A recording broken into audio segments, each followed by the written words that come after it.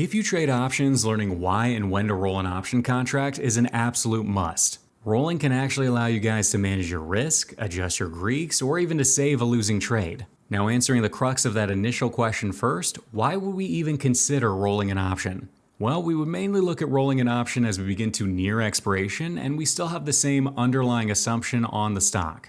Rolling would then give us a little bit more time for the trade to play out and for the stock to do what we expect it to do. We could even use that roll to reduce some of the overall risk on the trade or capitalize on some profits, or just to put off an assignment so we don't tie up so much capital. Now, diving into a few real-life examples to get some practical experience and go into my thought process behind the roll, let's go ahead and take a look at rolling a long option first. Coming over here to the right-hand side and clicking on my AMD position. Looking there, you can actually see I've got 2 of the $70 calls expiring in 18 days from today.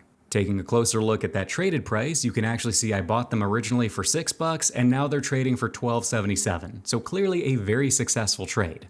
Across the 2 contracts, we're actually up over $1,355, and for this trade, we do have several different options. Do we just want to outright close it and take that $1,300 off the table? Do we want to let it ride another 2.5 weeks and see if AMD will continue to rise? Or do we want to roll it out even further out in time or to a different strike price? Now, the only reason we would even consider rolling this particular trade is if we believed AMD was going to continue to increase in price, if we were still bullish on the stock. If we were, we could then choose to roll it out in time and also consider rolling it to a different strike if we wanted to. So for example's sake, let's say that was the case. We did want to roll out this AMD option. So what I'm going to do is come over here and right click on the option contract. I'm going to come down below in this drop down menu to where it says create a rolling order and select buy 2 calendars. Now don't worry about it saying buy 2 calendars, even though that is technically what we're doing. It doesn't understand that we're actually closing out our current position and then opening up a new one further out in time. But looking down here below in the order ticket, it probably explains it a little bit better. So right here it says we're going to be selling 2 of the 8 July $70 calls, and that's our current trade. Then just above that it says we're going to be buying 2 new contracts for the 15 July expiration on the exact same strike. Looking towards the right hand side, we can actually see the total cost of this trade would be roughly 48 cents.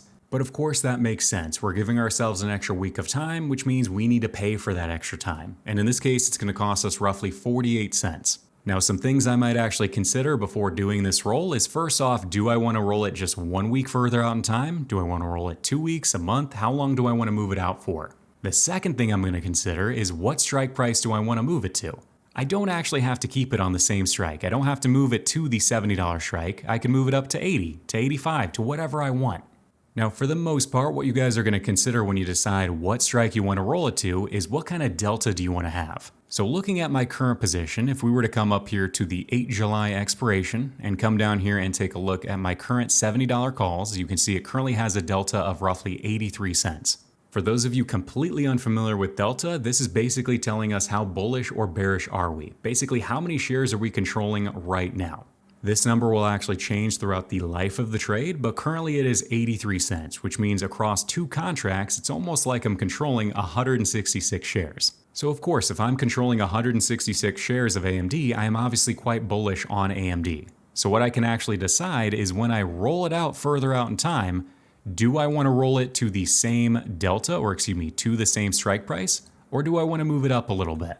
Now, moving it up will give us a few different things. First off, it'll allow us to take some profit off the table. And second, it'll allow us to reduce our overall bullish bias on the trade. So for example, let's say instead of me wanting to roll it from the $70 strike to the 70, I instead wanted to roll it up to the $80 strike. Coming down here to my order ticket, I'm going to go ahead and flip this over from 70 down to 80. So I'm basically rolling it up 10 bucks. Coming back up here to my actual option chain, now I can see the delta for this new strike price, the $80 strike, is only 57 cents. That simply means instead of me controlling 166 shares when I do this roll, now it's like I'm controlling 114. So I'm still very bullish on AMD. It's like I'm controlling 114 shares, but I'm not as bullish. What that also allows me to do is actually take some profit out of this trade. So looking down here below, you can actually see I'll be receiving a credit of $6.47 for doing this. If we were to apply that across both contracts, I'm taking off nearly $1,300 off the table. So I no longer am risking all of that money. All of that is mine, it's in my bank account, and now I'm just risking house money. But these are just a few of the things that you guys might want to consider before you do that roll. First off, do you even still have the same assumption on the stock? Do you still think it's going up? If you do you want to take a little bit of that profit off the table? Do you want to reduce a little bit of that bullish bias? What do you want to do? Now, of course, this is going to take a little bit of time to get the hang of and to get some experience with, but this is a really good example of some things to look at. Now, in terms of rolling out a long option that was a losing trade, that one's a little bit more tricky. Some people will actually say they don't want to throw more money at a losing trade and they would just be done with it and decide to do something completely different if they wanted to. Other people might want to maintain the position and maybe they'll roll that trade out in time and also roll it down so they increase their delta, increase their bullish bias. But it's not an exact science. And for me personally, I generally don't roll my long options. If I lost, I lost. I'm done with the trade. Clearly, it didn't work out for me. Now moving on to rolling short options next, let's go ahead and delete this out of here and head back over to our monitor page. Let's go ahead and take a look at our target position down here for our very first example. And looking here, you can actually see I'm holding one of the 139 puts that expires in just a few days from now. Just like before, and really with any option contract, there are just three things that we can do. Do we want to hold it? Do we want to close it? Or do we want to roll it?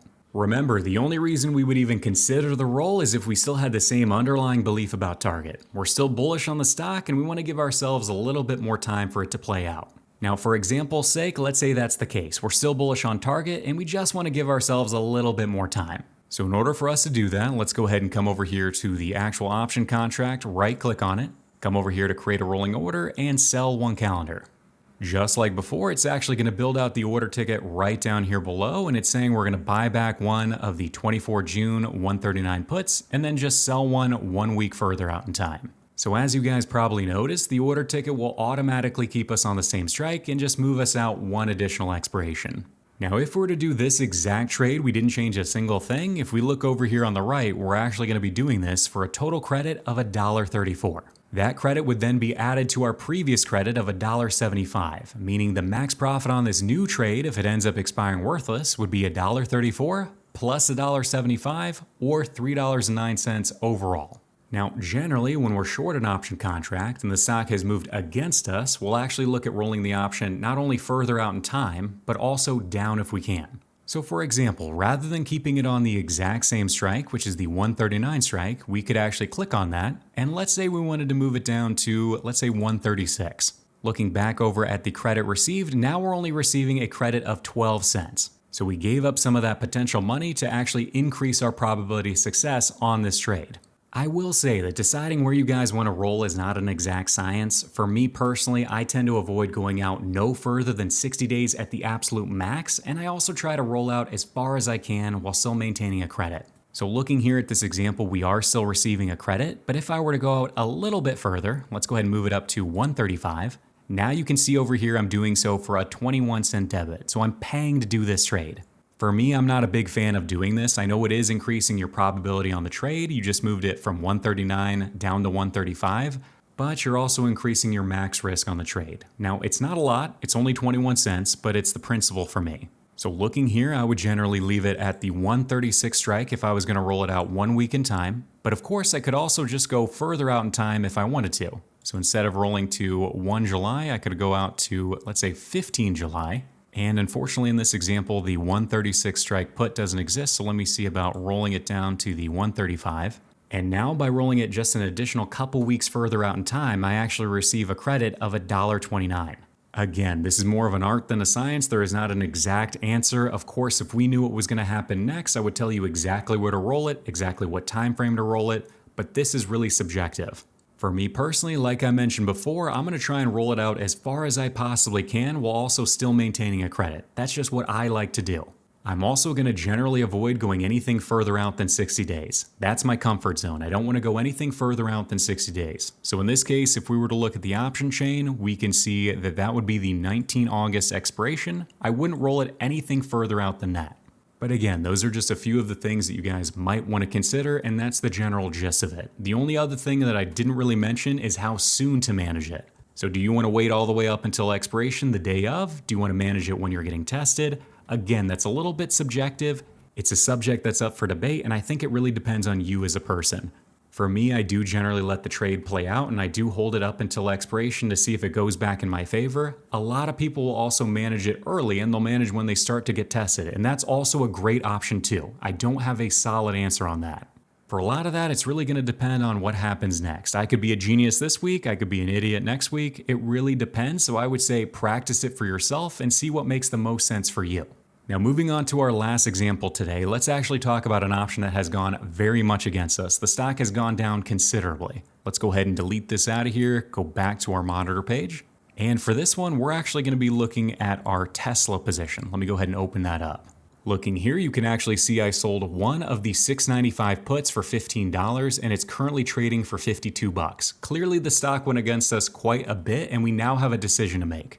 So now we got to decide, are we still bullish on Tesla? That's the very first question. And then if we decide that we are still bullish, do we want to take assignment on the stock or do we want to roll it further out in time?